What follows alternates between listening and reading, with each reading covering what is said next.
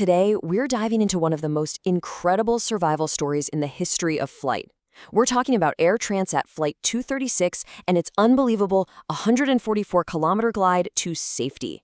Okay, picture this. It's August 24th, 2001. You're on a massive Airbus A330 over the middle of the pitch-black Atlantic Ocean. And then silence.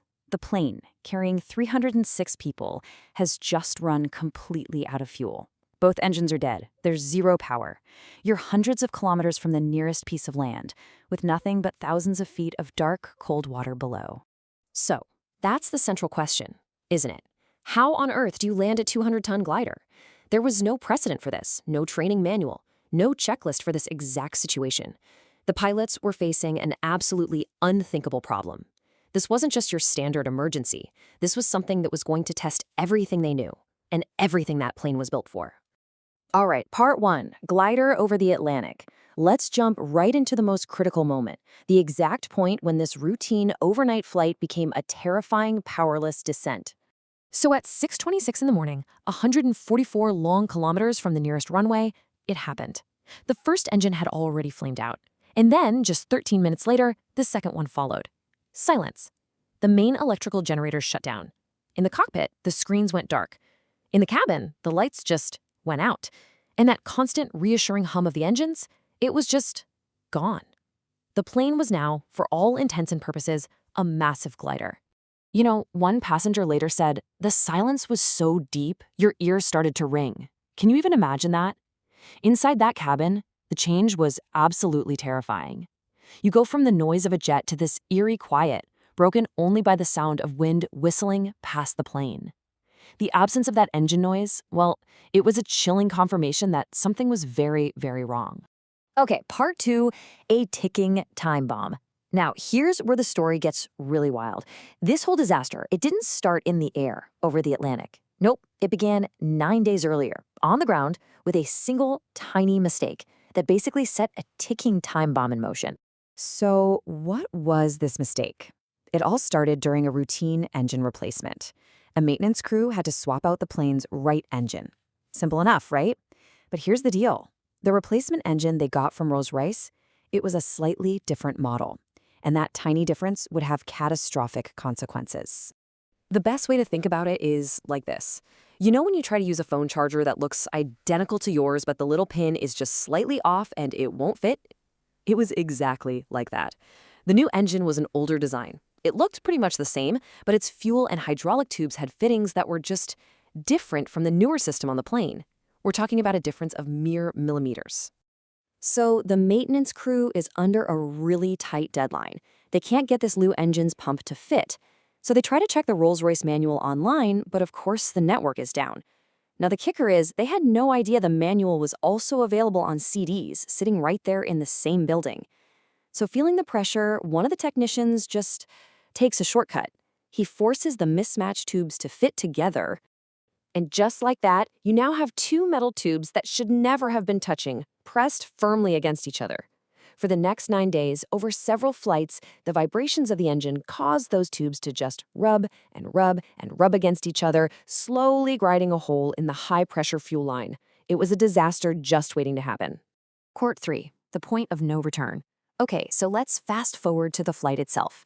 This is where we see how that hidden mechanical flaw suddenly blew up into a full-blown crisis, and how it was made so much worse by what happened in the cockpit. So, at 5:33 in the morning, the first sign of trouble pops up, a fuel imbalance warning. Basically, the plane is telling the pilots that the right wing tank is getting a lot lower than the left one. Now the pilots, they have no clue about the ticking time bomb in the engine. Their first thought, it's gotta be a computer glitch, a sensor error. I mean, a massive fuel leak just isn't something you'd immediately jump to. Now, standard procedure for a fuel imbalance, Aviation 101, is to grab the checklist. But this is where the second huge error happens. Instead of actually reading the physical checklist, the crew decided to run the procedure from memory. And in doing that, they missed a critical, crucial note that was written right there in plain sight. And this is the moment everything goes from bad to catastrophic. Acting from memory, they opened something called a crossfeed valve. Their goal was to move fuel from the full left tank over to the emptying right tank to balance things out. But they weren't balancing the fuel. They were feeding the leak. They were now pumping all of their good fuel directly overboard. Think about that for a second. This single action just poured gasoline on the fire. The plane was now hemorrhaging fuel into the Atlantic at an unbelievable rate, 13 metric tons per hour. That's it. The point of no return had officially been crossed. Which brings us to part 4, the miracle landing. This is the climax of the story. You've got a powerless plane, 306 lives hanging in the balance, and one single shot to pull off an absolute miracle. And if there was ever a case of having the right person for the absolute worst job, this was it. The man in command was Captain Robert Piché. Now, sure, he had over 16,000 hours of flight time, which is a ton, but the crucial part, his background. He had been a bush pilot, he'd been a glider pilot. This was a guy who actually knew how to fly with no engines. So for 19 absolutely agonizing minutes, Captain Piché flew that 200-ton jetliner like it was a simple glider. He had to perfectly manage the plane's descent, trading altitude for speed, just to cover the 144 kilometers to the nearest runway, which was an airbase in the Azores. There were no second chances here, no option for a go-around. He had one shot, and one shot only, to stick this landing. And while the pilots were wrestling with this behemoth of a glider, think about what was happening in the cabin. The crew was preparing everyone for the worst-case scenario, ditching in the pitch-black Atlantic. They're showing people how to use life jackets, telling them to get into the brace position. Imagine the fear. Some people were screaming, some were praying, others were just quietly holding hands, staring out the window into absolute darkness. And let's be clear, a water landing or ditching is incredibly dangerous. I mean, sure, most people might survive the initial impact, but the overall survival rate drops to around 76% because of what comes next. Drowning, hypothermia. Now, think about Flight 236. Ditching in the dead of night with no way to see the waves in the freezing cold Atlantic, their odds would have been far, far worse. But then, at 6:45 a.m., touchdown. Flight 236 slammed onto the runway at Lajes Air Base. The landing was incredibly fast, incredibly violent. With no engines, there's no reverse thrust, so the pilots were standing on the emergency brakes. 10 tires burst on impact, sparks were flying everywhere, but the plane stayed on the runway. And get this, in under 2 minutes, every single one of the 306 people on board was evacuated safely. An absolute miracle. So what's the big takeaway from all this? Well, the story of Flight 236 isn't about one single massive failure.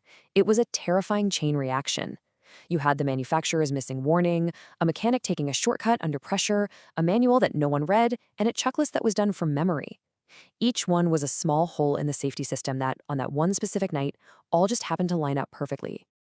Really, the story of Flight 236 is this incredible, powerful reminder that sometimes the smallest, most overlooked details can have the biggest, most explosive consequences.